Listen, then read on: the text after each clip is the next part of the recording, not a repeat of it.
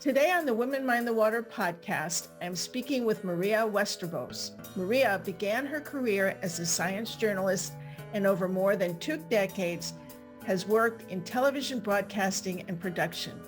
In 2011, Maria established the Plastic Soup Foundation. The nonprofit focuses on issues pertaining to environmental and health consequences of plastic pollution. The Women Mind the Water podcast engages artists in conversation about their work and explores their connection with the ocean. Through their stories, Women Mind the Water hopes to inspire and encourage action to protect the ocean and her creatures. Today, I'm speaking with Maria Westerbos, a Dutch woman who is well-versed in mass communication and plastic pollution. Maria and I are going to talk about plastics and microfibers. Microfibers are a subject I think many of us know little about, yet our lives are significantly impacted by microfibers. Microfibers are found in the synthetic materials that make up our clothes, our mattresses, and much more. As an activist, Maria is concerned with messages that inform us about the problems inherent with microfibers. As an artist skilled in communication, Maria oversees the design of campaigns that target microfibers. I am pleased to have Maria on the Women Mind the Water podcast. In today's episode, we will explore how Maria became interested in the plastic issue. We'll look at how she's applied her broadcasting and production experience to design campaigns to raise awareness about plastics and inspire people to take action. Welcome, Maria. I am pleased you could join me on the Women Mind the Water Artivist podcast. I'd like to begin by asking you to give our listeners an idea about what the Netherlands is like. Well, the Netherlands is the lowest land of Europe. So all the water, all the big rivers are flooding into our country, which also means that we have the most dirty rivers of all of Europe, because everything they throw in the water in France ends up in Holland. That said, it's a very friendly, flat country, like a pancake. I remember having foreign guests who only really yelled, "This is a pancake, I can look so far. There is no horizon here." And that's the truth. The highest mountain is 300 meters, I think, and it's in the south near Belgium. And lots of bicycles. Lots of bicycles. We do everything on bike and lots of water. We are masters of water and control of water. Okay. So how did it happen that you began your career as a science journalist? Well, I was studying journalism, but I was really very young and it was a little bit overwhelming. So I changed my ways and left the academy with a very nice written, how do you say that, diploma, something like that. Right, yes. Yeah, I reckon that I did very well. And then I started studying social science. And there they discovered my talent for communication. So they asked me to work next to my study, work for the university. And that's where I learned how you can language can be very complicated. And scientists have the tension of making very complex articles. And I learned very early how you can make that easy, accessible for other people. Okay, so at what point did you become interested in the plastic issue? Well, that was, I was working 25 years in tele already, and I had a researcher working for me, and I asked him to look into all the big problems of our time. So the lack of sweet water, the lack of food, the lack of energy, everything. The loss of the biodiversity, the bees dying. And I said, come back with me when you have found solutions, or if you find things that are not solvable. And he came back in the end, everything was solvable. And he came back with 2 things. That was the bees, the starvation of the bees, and he came back with the plastic soup. And that was at that moment I got struck by lightning. And I'm not the only one in the world that has that sensation. And he told me what happened under my watch with plastic, and that it doesn't go away, and that the oceans were overwhelmed by our trash, and that, so I only thought, how is that possible? And he said, what are you going to do? And I said, let other people pet the bees. I'm going to focus on plastic soup. This is my destination. And I changed my ways completely. And I organized in 2009 a huge event with television for National Geographic to tell Holland to start with about plastic soup.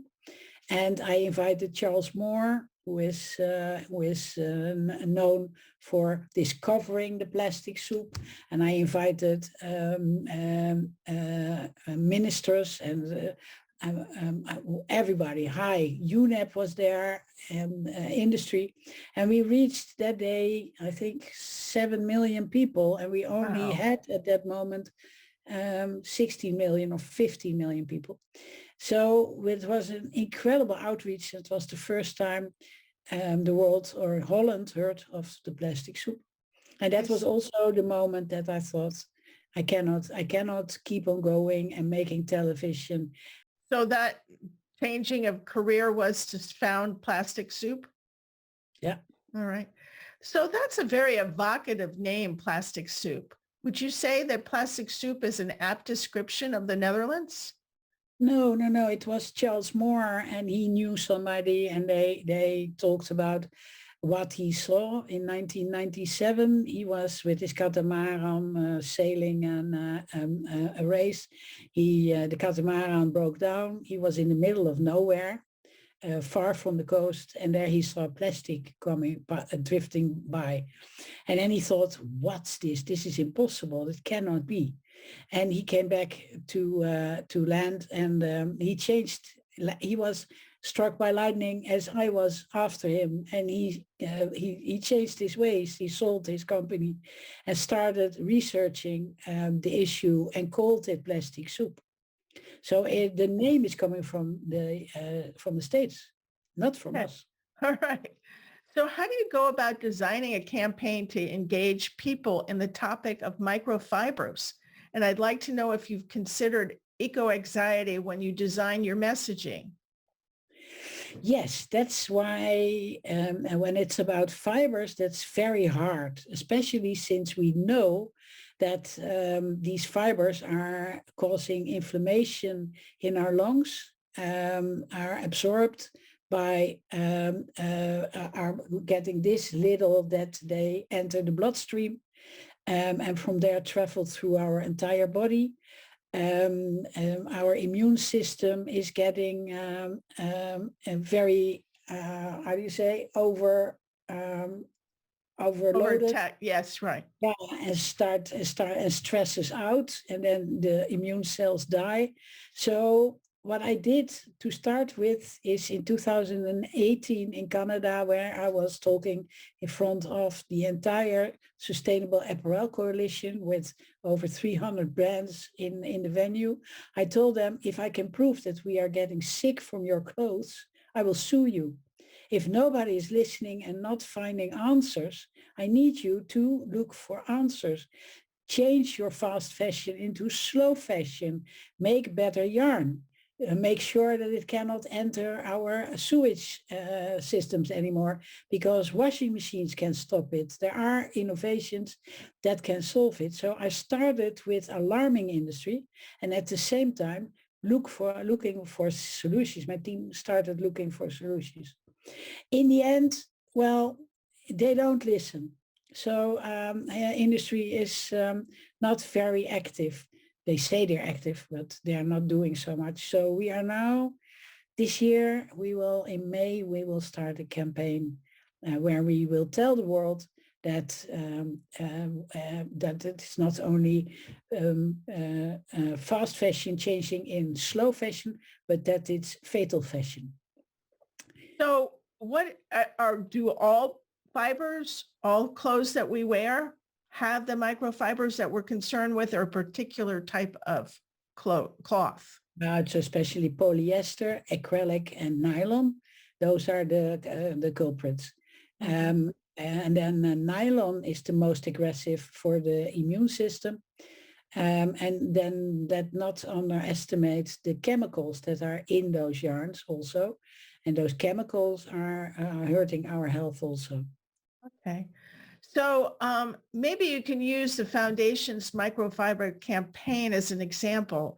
How has the Plastic Soup Foundation approached the topic in designing an ad? Well, what we do is we don't want to, what you say, go for eco-anxiety, because I think that's very difficult. And what I also do think is that you cannot tell people you're getting sick from your clothes. That's too difficult. That's there you scare people. You scare people with that message. So what we are looking for is now we are going to rank the brands and see how they work on sustainability and the loss of fibers. And we will address a message to them and involving the big audience and tell what are you going to do about it. So we are going to serve on the involvement of the big public. We are going to ask women and especially women all over the world to raise their voice and tell industry to change their ways. So in the Netherlands, when you're putting together a campaign, which is more important, the visuals or the language? Both. You cannot, I believe in humor. I did send you a little clip about people doing the laundry and well, you have seen it probably. So that's a lot of fun. You bring fun in there. And we give people advices how you can reduce your own fiber loss. We help them and we involve them. And what we do is we call it the wheel of change. And we are like a communication bureau. We act like mass communicators. So we focus on knowledge. We work with scientists to be sure of everything we say. We are not saying just something like that. And then we address industry. We ask them to change their ways. We do that behind walls, so we don't involve the audience there yet, the public. And if that doesn't work, we start campaigning publicly. So we are making it big. I love that what's called mermaid video. It's nice, intriguing because it sucks you in because you think you're watching, sexual foreplay. And then at the end, it's a message. And I'm going to play that in the background, if you don't mind, when I put the video together, because it really is fun. And definitely, I imagine it catches lots of eyes and people are watching. And then I won't spoil the ending, but you're really like, oh my goodness, what just happened? I believe in that way of communicating, and with that, you give people an URL where they can find tips and tricks and tips to reduce the loss of fibers themselves. So is it difficult to design a message that is for a broad audience? I mean, there must be differences between the Dutch audience and the audience in the US in terms of either what's engaging or the color palettes. Is there a difference, or do you just go, no? No, I can tell two things about that. We reached last year, we had an outreach of 2.8 billion people on our Plastic Soup Foundation name and 2.7 billion on our campaigns. And people often think that we are in New York in a skyscraper and have 1,000 people working for us, instead 30 people at the IJ rivers in the middle of Amsterdam. So what we do is we serve on the emotions of people. What we do is we address an issue with humor, but always trustworthy. And Holland is the middle of the middle of the middle of the middle of the middle of the middle of the world. So our biggest producers, who also were the founders of Big Brother and The Voice, they always say if something succeeds in Holland, it succeeds everywhere. So I'm living in a very nice garden where you can try out everything. So I'm blessed in that way. I don't believe in very dark messages. It's about hope. Let's twist the coin and look at the other side of the coin. And if we join forces with art and with humor, with music, I don't care. We can do it all together. We can make a difference. We can beat the desire of making more and more money and exploring the world. I hope you're right on that one. So do you think after the 2+ years of being in COVID, people are just exhausted, or do you think they're seeking calls to action because they want to feel that they can exert control?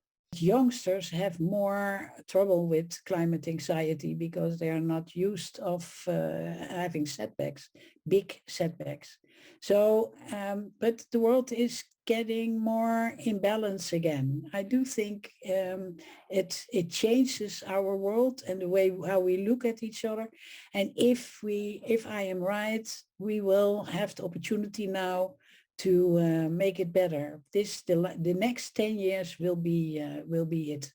It will. It's crucial. You're right. Crucial. That's it. So what advice do you have in terms of what people can do to make a difference to address the issue of microfiber pollution in the ocean? Don't wash your clothes so often. Buy a little bit less. Fill your washing machine to the fullest. Use a liquid softener. If you can, buy a filter, an add-on filter that will get all your fibers or catch all your fibers before it goes into a sewage plant. How does clothes softener help? It makes the yarn stronger. It's very strange, but interesting. Glues together. It glues together. Okay. Well, Maria, I'm grateful that you made the time to be on the Women Mind the Water podcast. Thank you for joining me. I'd like to remind listeners that I've been speaking with Maria Westerbos for the Women Mind the Water podcast series. The series can be viewed on womenmindthewater.com. An audio-only version of this podcast is available on the Women Mind the Water website, on iTunes, and other sites. Women Mind the Water is grateful to Jane Rice for the use of her song, Women of Water. All rights for the Women Mind the Water name and logo belong to Pam Ferris-Olson. This is Pam Ferris-Olson.